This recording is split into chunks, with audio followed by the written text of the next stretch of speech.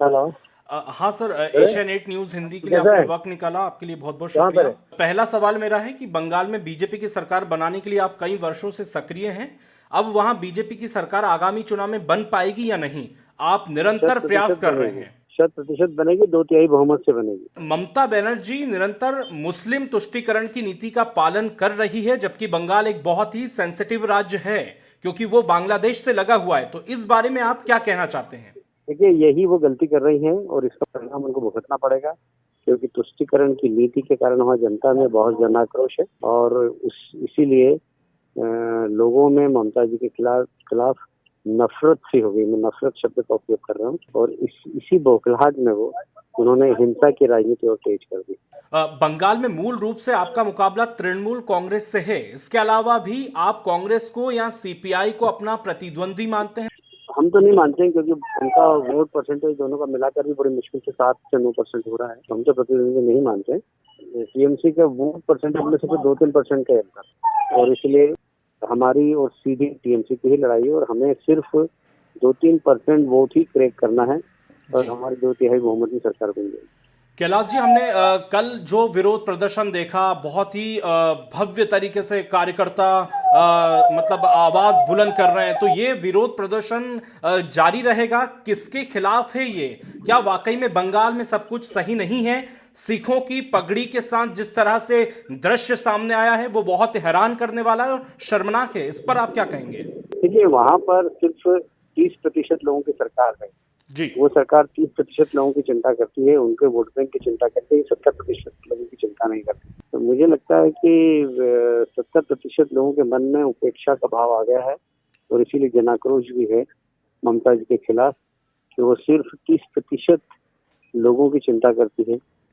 क्योंकि सिख समाज 70% की श्रेणी में आता है, इसलिए उनको उनका अपमान की भी उनको चिंता नहीं जी। और सिर्फ बहानेबाजी कर रही है। वरना तो ये चाहिए था कि सरकार को माफी मांगना चाहिए। वो मुद्दे भी आपसे जानना चाहूंगा क्योंकि आप लगातार बंगाल में अब तो जनता आपको जानने लगी है, वो अपना मानने लगी है।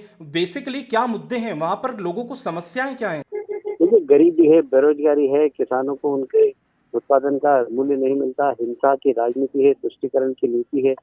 इन सब चीजों को जनता भोग रही है और इसलिए जनता चाहती है कि एक साफ सुथरी सरकार आए, एक निष्पक्ष सरकार आए, एक 100% लोगों के लिए काम करे, ऐसी सरकार आए जहाँ तुष्टीकरण नहीं हो, जहाँ पर सबके साथ सबका विकास हो, सबका विश्वास वाली सरकार हो।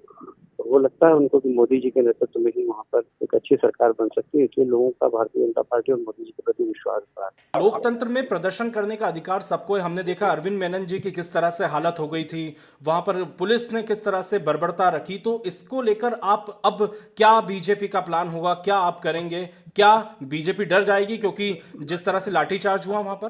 नहीं नहीं, बिल्कुल डरने वाले नहीं, हम टूटने वाले नहीं है, हम भागने वाले नहीं है, हम डटे रहने वाले लोग हैं और हम सारी दिक्कतों का सामना करेंगे। और हमें कुछ बलिदान भी देना पड़ेगा तो देंगे, क्योंकि बंगाल इस देश का हिस्सा है और वहाँ पे यदि इस प्रकार की प्रवृत्तियां काम करेगी अलगाववादी, तो हमारी जवाबदारी है कि हम सेना के सैनिक की तरह वहाँ पर काम करें और बंगाल के विकास के लिए, बंगाल में जो अराजकता को समाप्त करने के लिए हम लोग वहाँ पर। सर, बंगाल की सुंदरता को भी मैं आपके जरिए जानना चाहूंगा ताकि लोग बंगाल को समझ सकें।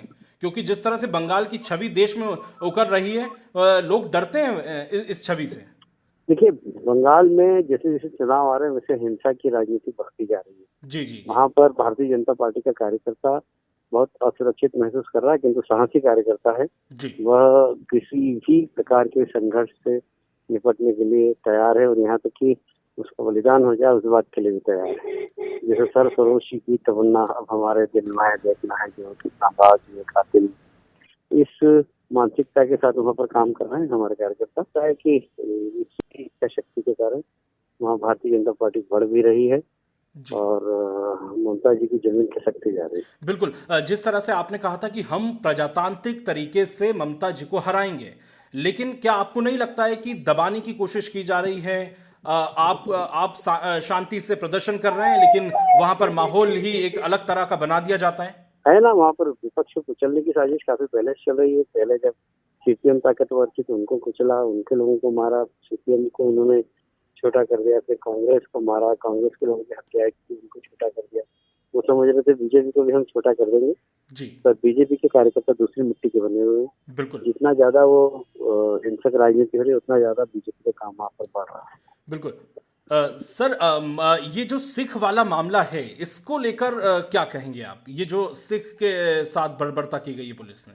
देखिए, सरकार से कभी सरकार जानबूझ से करती है और कभी सरकार से गलती भी हो जाती है। यदि गलती हो जाए तो माफी मांग लेना चाहिए, जी जी जी उस अधिकारी के खिलाफ कार्रवाई कर देना चाहिए, बाकी उसको प्रोटेक्ट करना और अपनी बात को सिद्ध करना। इसका मतलब है कि आप किसी एक वर्ग के प्रति बिल्कुल भी जवाबदार नहीं, गैर जवाबदार सरकार है। तो सरकार की इससे गैर जवाबदारी दिख रही है। सरकार इससे ऐसा लगता है कि बिल्कुल अहंकारी सरकार है, हमने जो किया वो ठीक किया। तो ये अहंकार जो है सरकार का, वो इससे प्रकट होता है। और मैं समझता हूँ अहंकार रावण का भी नहीं रहा, इसलिए सरकार का भी नहीं। मतलब इस मामले में अभी तक कोई भी कार्रवाई नहीं की गई है, जबकि आप कार्रवाई की मांग कर चुके हैं। हाँ, हमने मांग की है, सारा देश मांग कर रहा है। अकाली दल ने उसको तो ट्वीट किया। मध्य प्रदेश में बीजेपी की सरकार बन गई है, लेकिन आप वहां पहले व्यक्ति थे जिन्होंने ये कांग्रेस की सरकार को कहा था कि ये 6 महीने से ज्यादा नहीं चलेगी।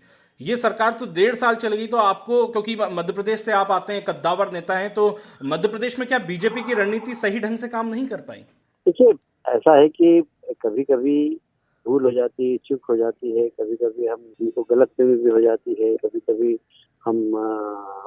हमारे पास इंफॉर्मेशन के सोर्स गलत आने लगते हैं, उससे हमारे निर्णय गलत हो जाते हैं। तो मुझे लगता है कि चुनाव के वक्त हमारे पास जो इन्फॉर्मेशन आ रही थी वो ठीक नहीं थी। हम समझते कि हमारी सरकार बिल्कुल बन ही जाएगी, कि हमने जो वास्तव में जो जैसे निर्णय लेना चाहिए तो वो नहीं लेते, उसके कारण सरकार चली गई। पर अब चूक जला छाछ को फूक फूक कर पीता है, तो हमें लगता है कि अब हम सरकार बनाएंगे, बहुत मजबूती के साथ चलाएंगे। 28 सीटों पर उपचुनाव है सर, उसको लेकर आप क्या कहेंगे? कितनी बीजेपी सीटें जीतेगी? अधिकांश सीटों पर हम जीतेंगे। मैं भी सांवेर से बदनावर होके और अब आगर जा रहा हूँ। सांवेर भी जीतेंगे, अब बदनावर भी बहुत भारी मोर्च से जीतेंगे। और अब आगर जाने के बाद मुझे लगता है कि मैं आगर के बारे में बोल पाऊंगा। ये दो सीट तो जहाँ दोनों जगह हो गया, दोनों हम जीतेंगे। बिल्कुल सर, राष्ट्रीय राजनीति में आप अपनी क्या भूमिका देखते हैं?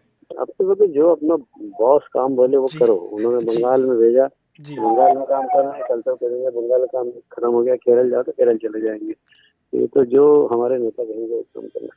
और अब बंगाली नहीं, आपकी जो कहते हैं प्रेजेंस हमें कई राज्यों में दिखती है, तो इसलिए ये सवाल एक पूछ रहा हूँ कि 1-2 वर्षों से बीजेपी कई राज्यों में चुनाव हारी है, कई राज्यों के चुनाव आने वाले हैं, बिहार का चुनाव है, तो पुरानी हार से सबक लेते हुए बीजेपी अपनी रणनीति में क्या परिवर्तन करेगी? देखिए, अभी तो कोई लेटेस्ट में हम कोई चुनाव हारे नहीं है, और इसलिए बिहार में पिछली बार हम हारे थे। बाकी बाद में लालू जी का और नीतीश जी का गठबंधन टूट गया, नीतीश जी के साथ हम सरकार में, और नीतीश जी के नेतृत्व में सरकार में बनाएंगे वापस। वहाँ पर विपक्ष अभी संभल भी नहीं पाया, तो इसलिए विपक्ष की वहाँ पर स्थिति बहुत अच्छी नहीं है। नीतीश जी ने बहुत अच्छा काम किया है।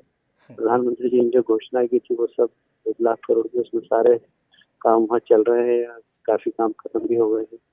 तो मोदी जी का और नीतीश जी का प्रभाव वहाँ इतना है कि वहाँ पर एक बार फिर से बड़ी नीतीश जी मुख्यमंत्री बनेंगे।